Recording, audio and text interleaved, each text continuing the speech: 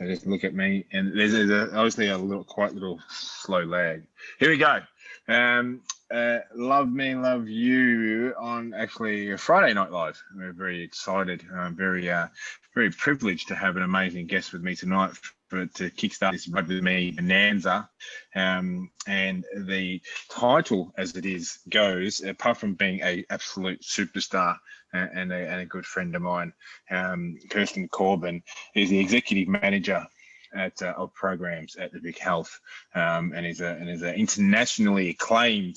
Kirstan, is that what we're going to go with? You can say that. Yep. In terms of in health promotion, widely recognised for her expertise in health promotion and her sector leadership, as demonstrated by her 20-year contribution, which is amazing because you're only 25, so you must have started that really young, Kirst, to improving the health and well-being of all Victorians. As being a qualified physio and a master's degree in health and promotion and organisational leadership, there's no better person to talk about health and promotion and creating greater awareness for well-being for our community than the legend that is Kirstan Corben. How are you? I'm great, thanks, Lance. Looking forward to having a chat with you. You wouldn't have ever had an introduction like that before, I wouldn't have thought, Kirstan. Definitely not, and I don't think from someone's garage either, so the Petone Cave, that's new. Yep. The Petone Cave, but here we are. We're all out in here. As I said, this is really set up. Got my gym pumping through. I thought health promotion. This is what we're all about. But obviously kicking into Ride With Me, and obviously the started today for all the people there. And I did start there. I was there on that bike on the trainer, rocking it out there. I started there at 4 o'clock this morning, and had my 2 hours and I think 2 hours and 45 this morning. Just a little warm up to get into it slowly, but it's I love it. I love my Petone Cave, and I think it's but as you said, it's probably the first time you've ever been interviewed in a garage.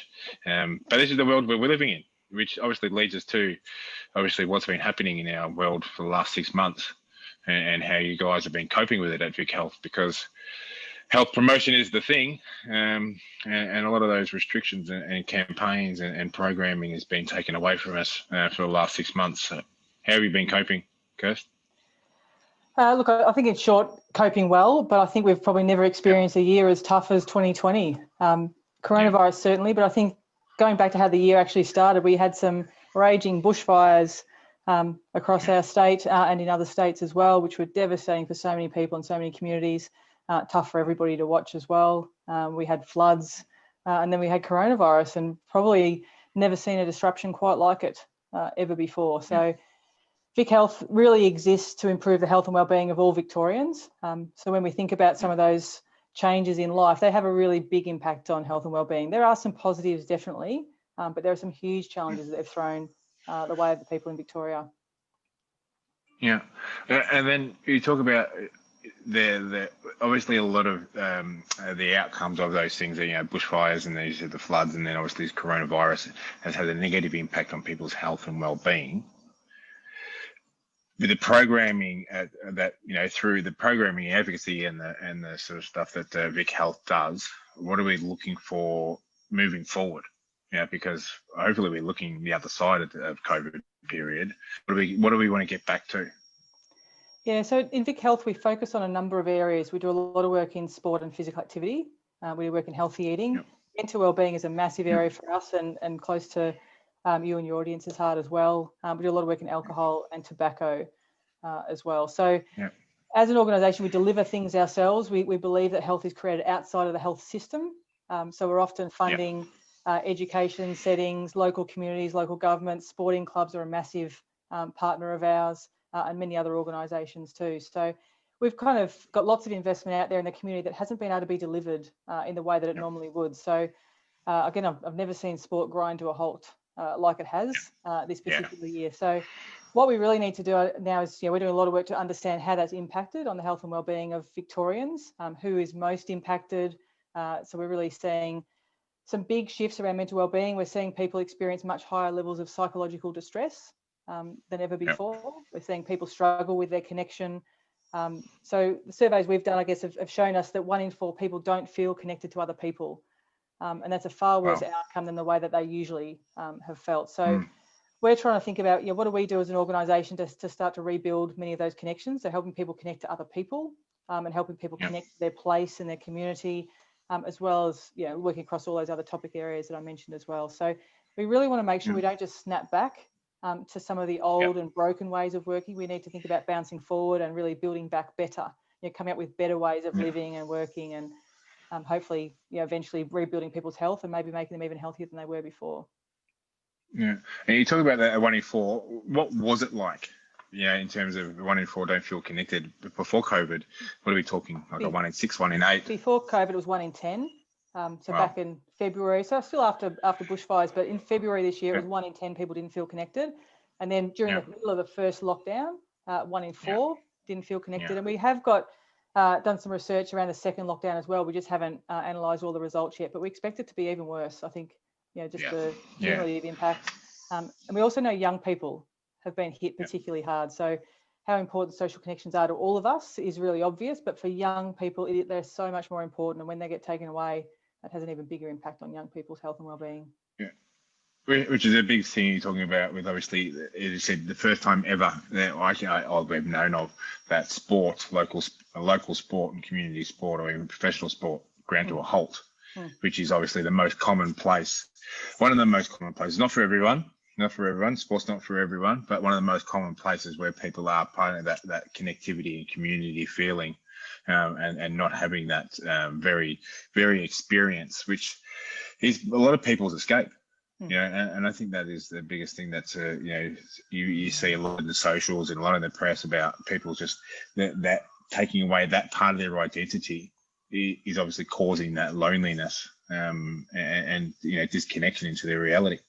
And then obviously, there's been obviously a spike in the physical inactivity of a lot of people throughout the community because of obviously restrictions in space, time out, all that sort of things that are going through. So it'd be interesting to see what stage 2 results bring us. Yeah, what we've learned overall is that coronavirus and living through restrictions has impacted us all in different ways. So for some people, they've become more physically active. They've got more time on their hands. They've been doing a lot of walking and bike riding in local communities and doing things that they would never have done before. For other people, they're less physically active for the reasons you're talking about. They're not doing their long commute to work, or they're not participating in organised sport because it's not available. So we have people kind of better off and worse off in those topics. Same thing when you think about food. For a lot of people, not having restaurants and things available means they're eating a lot more healthy food at home. For other people, they're just ordering through delivery platforms every single night, every single meal, and they might be worse off. So it's important to remember that not everyone's experience is the same as our own. There are people who are kind of really struggling with a lot of this as well. But I think, your mention of sporting clubs means a whole lot to me. I grew up being such a close part of many sporting clubs. Sport was everything to me, and not just from the competitive side, but just the connection. For me, it was a place of deep and meaningful connection, lifelong friends through sporting clubs. And looking at what happens when we interrupt that for people, I think is really significant. So although people have been walking and bike riding and doing those sort of things to try to stay active, in many ways, I think that's a great thing, but they're not getting the connection that they would get through sport. So we're really excited to see the restrictions starting to ease, sports clubs looking at how they're going to come back. And now we're starting to think about how do we make sure that all the people who used to participate in these sporting clubs do come back. So that's everybody, but particularly children, particularly young people, particularly women, because we focus a lot on trying to bridge that gender gap in participation. So we want to make sure that women come back in particular. But when people do come back, how do we make sure they also have the best experience possible, that they feel included, that they can reconnect with people, and they really get back into getting that deep value that you can get from club participation. Yeah, which is a big thing, and it's going to be quite a difficult experience for a lot of people getting back into it. As much as everyone wants to jump back into the sort of the club sports and club activities or any sort of social activities, there's still that great fear that comes. And it's, whether it's warranted or not, those fears that are coming with it. But it's, it'd be interesting to see, as I said, especially for the juniors. I think that's the biggest thing. As seniors, as we get older, we work that through. It's probably better for the older bodies to rest a little bit anyway. I feel so sore. But, with that junior, it's that social development. as you know, there's the big thing that obviously you guys promote and looking at, and you said that, and the female participation, you know, it was absolutely booming before COVID. It was right through the roof, and it was really exciting to see. Obviously AFLW, but you know, soccer was female soccer was being placed pretty important in Australia as well, with obviously the success from the Matildas, but just the idea of, you know, having the same opportunities, and that's all you're trying to promote, isn't it? The greater opportunities for all involved. Absolutely, yep. And that topic is so important to me. I grew up wishing I could play AFL, but just never had the opportunity. Would have been good off the halfback, hey? Anywhere, I reckon. No, I remember sort of fighting the fight with the local Vic Kick competition, saying, why can't I come? And then on the form it said, yeah, write your boy's name here or your son's name. And so that, I feel really strongly about that, and think it is so important. It's a right for women that they have, you know, at least the same opportunities as men have. There's a big gap. We know women and girls participate in sport and many physical activities at much lower rates than men and boys.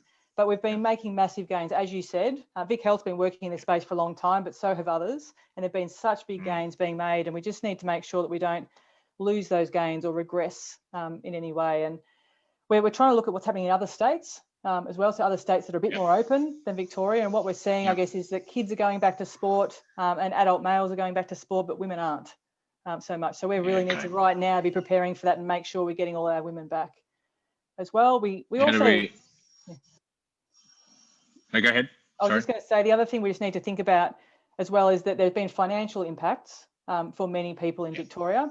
Sport isn't always a cheap thing to participate in. So again, through all the sporting partners we work with at VicHealth, we're trying to think about other ways they can deliver their sports. So maybe there are more flexible approaches, more social formats of sport, and maybe different payment models. So we're not actually asking families to cough up, you know, big lumps of money to get their kid back into sport. Maybe it can be a little bit more flexible or lower cost, so we get other sponsors in, or we'll do some other things. So there's that barrier as well we've got to work through. Yeah, and as you said, it's trying to work out how to do that together. You know, it is quite expensive. It can be quite expensive that you think about, you know, what it's being accessible to just your health and being a part of a club. But you know, especially if you have kids, we're talking about, you got 3-4 kids.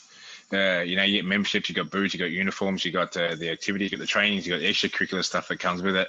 It can become quite an expensive exercise.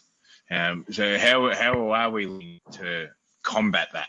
How are we, you know, in terms of the partners, different ways of, you know, flexible access, we'll call it, Yeah, so VicHealth's been working in the space for a long time around creating new formats of sport. Things like social sixes in cricket, things like rock up netball, various formats where you take the main bit of the sport and you make it a bit easier for people to engage in it on more of an ad hoc or more flexible basis. So we're really keen to see more of those programs get scaled. Soccer mums is another one where we've really looked at women, particularly mums who are there with their kids playing soccer, how we can create opportunities for them to play at the same time. So there's a whole lot of them, and we're really focusing on them at the moment to really help. And I think the other thing I was just going to highlight, as you were talking about, is just to think about who runs sporting organisations. We've obviously got the professional organisations that have been very, very hard hit, but looking at the local level, they're generally run by volunteers. So these are people who have also been really, hard hit, often through coronavirus and this tough 2020 that we've had. A lot of them been exhausted because sport was about to resume and then it didn't, and then it was about to resume and then it didn't, and they've been working probably harder than normal and not being able to deliver anything. So we're trying to think as well about how do we increase our volunteer base, how do we support these people who now feel the responsibilities on their shoulders to get these sports back up and running, and give back again to the community. So there's challenges for us all over the place, but really important for us to get it right and get back to some a community feel that we all want to be a part of. As you said, at local level, the amount of work that goes in from the volunteers to run a club, and I've said this, we had a champion on with us earlier in the COVID period, Daniel Nolan, who's a long-time friend of mine, and we were talking about that very feeling that when you're a player at a club, you just rock up to training, you do your thing, you rock up to the game, you do your thing, and you just think that it's all just that easy. But obviously the amount of work that goes in on the background to make it that easy from the volunteers who don't get paid. They work their normal jobs, they're family people usually on top of that, and then obviously they're putting another 20-25 hours a week into their work at the footy at the local sports club. Just to make sure that people have those opportunities to play the sport that they love, as we keep talking about. So that the Soccer Mum sounds interesting. That's a great program. That's got a huge following, and we're partnering up with Football Victoria to kind of get many more Soccer Mum programs happening across the state of Victoria over the next while. So that's amazing. And as I said, thinking outside the box with these sorts of promotional ways of playing and engaging is an amazing. The cricket six game or whatever it is, you can keep that. That's not for me. That's down your alley. But I might rock up one day to the ad hoc rock up for netball and test me wares in the. But obviously we're going into the sort of sports clubs. We're looking at that, and obviously you're talking about the mental health and well-being for sports clubs and their members and their volunteers and their players and everyone else involved in there, and which is obviously a big place for us. And we are very grateful that earlier in the year, after the COVID period, when it initially hit, that we did receive a great amount of funding from VicHealth, which we're greatly appreciative to, for us to keep developing our programs so we can actually give more access to sports clubs, just around general awareness and resource and education. So we're greatly appreciative of that, Kirstan, to everyone at the team at VicHealth. So thanks for that. But, moving forward to 2021, we hope it looks a bit shinier than it did in 2020. Absolutely. I was just going to think back to when I first met you, Lance. That was at a football club, East Football Club. East Bentley. Well, yeah. I think it was at a Bentley East Bentley Pride lunch. It was a Pride match, and I think VicHealth, very quickly was very impressed with the work that Love Me, Love You do. We saw it first of all in that sporting organisation setting. And it really made us think a whole lot more about what do we do with sporting settings across the board, and try to think about the culture that we want sporting clubs and sporting organisations to have, the culture of inclusion and reduce stigma and valuing diversity and having everybody there and a role for everybody. So, we're doing some new work as well around trying to shift those cultures in sporting organisations, and we're funding some pilots in a number of different sports to sort of find out how do you do it, what works, and then how do we get all sporting clubs to have those great inclusive cultures we know we need. Yeah, and I think that big point there, and what we've sort of found a lot around that space, as I said, from that very luncheon that we both spoke at, where there was, I think, 12 people in the end, because there was a storm outside, and nobody wanted to leave their warm cars. But anyway, but obviously we've hit it off since then, and that was halfway through last year or somewhere around that stage. But it's the work around into clubs around the culture around. But I think it's the same thing what we're talking about in community, the inclusive culture that we all need to be having around these mental health and wellbeing conversations, and the very process to make it accessible. That it shouldn't be there shouldn't be any sort of bias versus accessing a positive mental health system or framework or structure just because I can't afford it, and that sort of thing. So I think that's a big one to sort of keep looking at, working through that space. Keep going. I'm just going to charge myself up. Hold on. Keep going. I was just going to say as well, at VicHealth, we certainly think about mental health and mental wellbeing as being a spectrum, that we're all somewhere on that spectrum, and we're all going to fluctuate at different times. We will have better mental wellbeing and poorer mental wellbeing at different points in time, and often outside of our control. Sometimes there are things we can do about it, sometimes there are things that we can't, and it should be okay for everybody just to acknowledge where you are, and hopefully have plenty of supports around you. I know you talk about support crew a whole lot, and that's just a really simple concept that resonates so easily with many people, to know who your 5 support crew are and make sure you can engage with them. And we're really surprised, I guess, to see how many of those support people come from clubs, sporting clubs, and people think about who their 5 people are. They're often very connected through sport as well. Yeah, and sometimes there's a gentle reminder to those people to just keep checking in with each other. We do say the support crew, and it's for some people, it's like, oh yeah, I got a heap of people. The list is so long. How can I just name 5?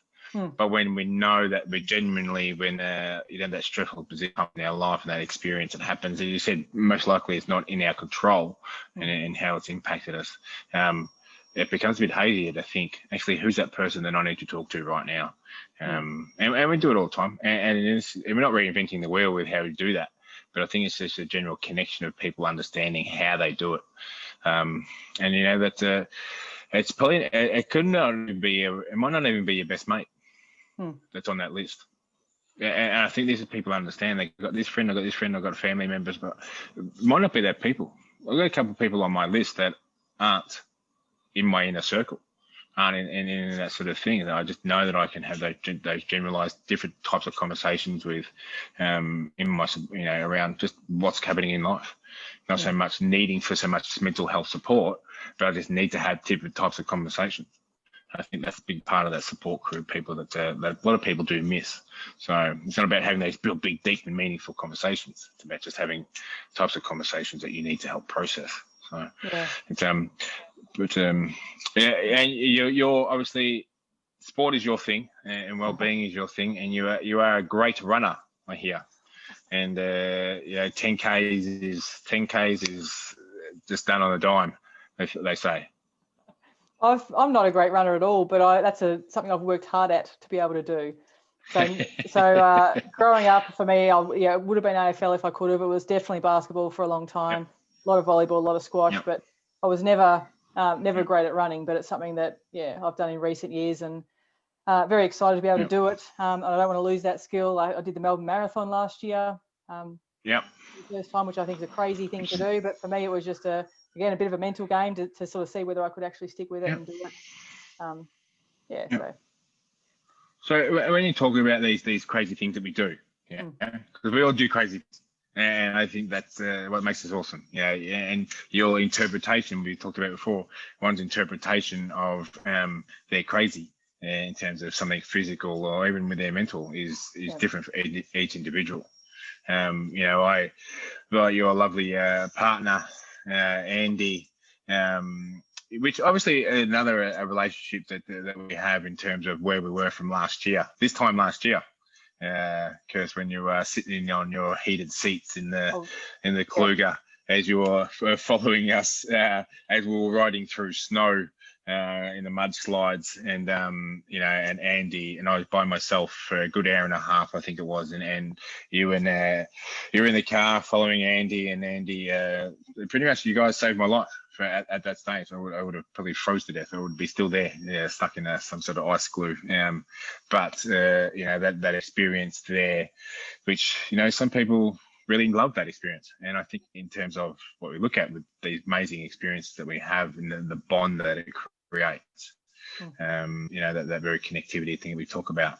And Andy and I are taking on this great challenge next year of doing an Everest, which you say that this first time you've been interviewed in the garage, but you are regularly on the end of 4 a.m. phone calls when I'm talking to Andy at this very garage here. So it's, you talk about crazy things, but we do things because we can.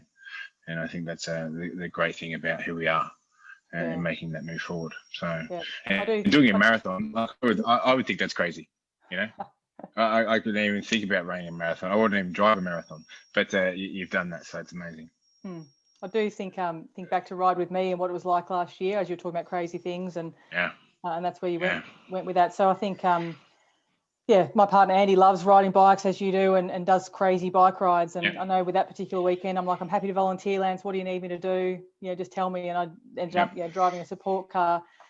But just thinking back at the conditions for that particular ride, people riding through snow up and down mountains, as you said, in hypothermic conditions, and just incredibly tough for anyone to do. And driving a support car, we were packed at times with getting guys and girls into the car, warming them up again, trying to patch up all the issues, putting bikes on the roof, and amazing. But at that point, it was just the normal thing to do. Of course, you just reach out to anyone you've never met them in, they come, and you're giving them clothes and all sorts of things. But the conversations that were had on that particular weekend, I think were phenomenal. It was amazing the depth of connection you can get when you're just doing something really tough with people, when everyone is backing each other up.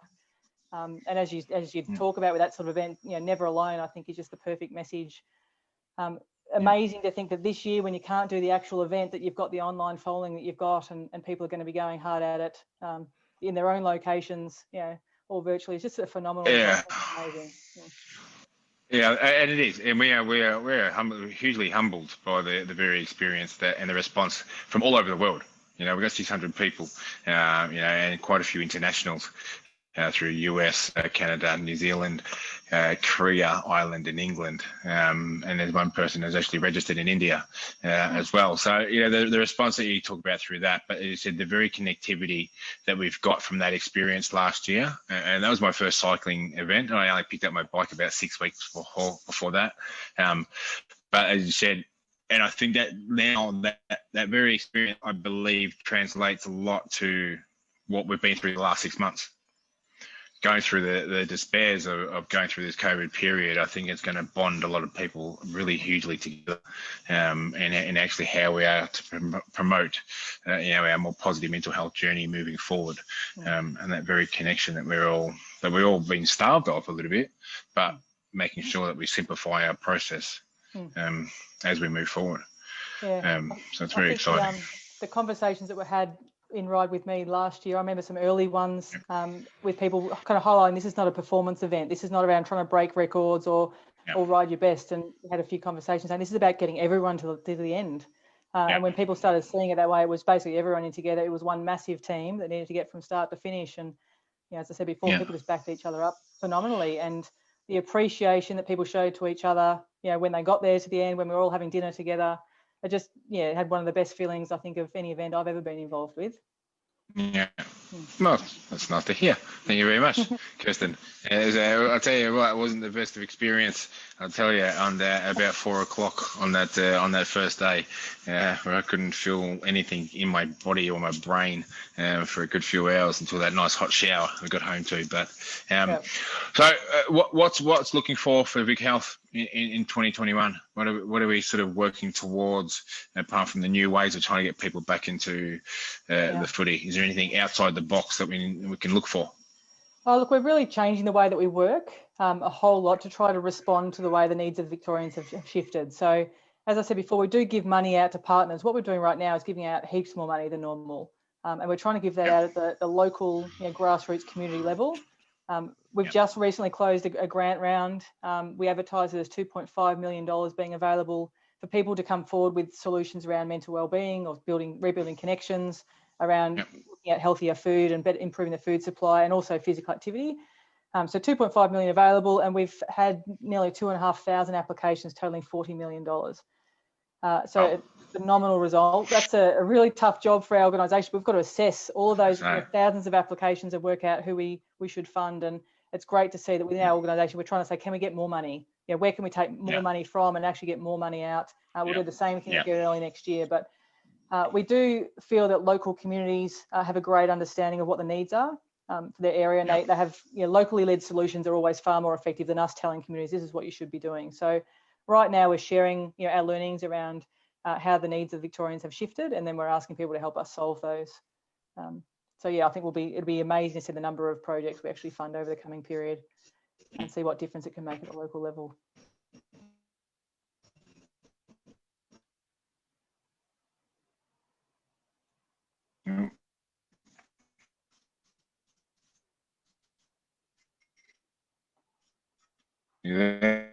I can just,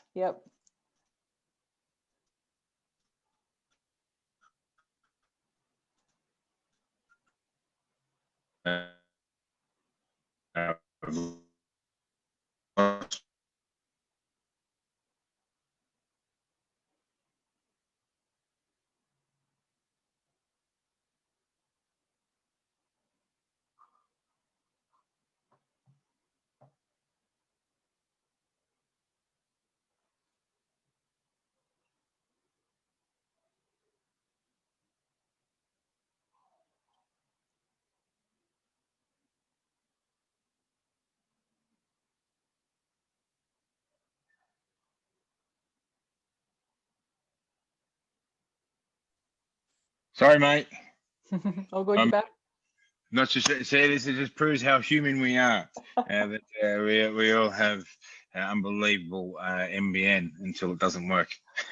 Hey, no, awesome. So you said obviously that moving forward about that the amazing funding opportunities that have been happening and the amount of applications that you've had. It's huge to say, and a lot of people that you said you talk about when you just mentioned before. I nearly lost you, or I did lose you, but we're back. About having them driven from community level, because if you start pushing these initiatives from the top, there's no one to champion it. Yeah, people don't champion it in their community if they're told from the top. But people are really driving their connection, because every community is different, and I think that model is that model works. So it's and obviously the big one is that Reimagine funding opportunity. Is it Reimagine? Is that what it's called? Yes. Funding opportunity through clubs, being able to access that. So that's an amazing opportunity, and as I said, moving forward as well into 2021. So so we're greatly appreciative of all the support that we get. But as a person, the conversations we're able to have. I do appreciate all the effort, and you actually get, and as my crew in the office sometimes they say, Love Your Office talk about the fact that you need a PhD in Bocconi sometimes, and I think you've got it pretty quickly. So I do appreciate your interpretation of how it all works. But what looks like for you in 2021? You as a person, Kirstan, what are we looking forward to? Yeah, look, it's I don't know. I'll have to kind of give it some more thought. Andy and I have been spending a lot more time at Phillip Island, trying to get through coronavirus. We love the balance that's brought. So we keep talking all the time about how many days should we be in the office, how many days can we work remotely, and how can we kind of get all of that to really integrate and mix well for life. Yeah. And I think, I've previously done a lot of bike riding. I keep saying, Andy, I need to get bike fit again, and I don't think I'll be up at 4 a.m. talking to you guys in your garages. Come on. Do a bit more of that, a few more trail runs, and some fun things like that. So as you said, make it a good year, I think. And and as you said, it's especially brought back to us understanding a bit of that importance about that balance of not having to be in the office 5-6 days a week, working 50, 60, 70 hours a week, and that blend of being able to work from home, or and a lot of people looking at that regional or coastal living, which is finding that real balance, bringing back the importance of slowing things down and being able to invest in yourself. I think that's really really important, which is because the busyness of Melbourne or Metro, or anywhere in any metro sort of places, creating so much busyness, you forget to be able to invest in yourself, because you're this big badge of honour that we keep talking about. But I've always it's been just like really strongly in trying to do the things that matter most.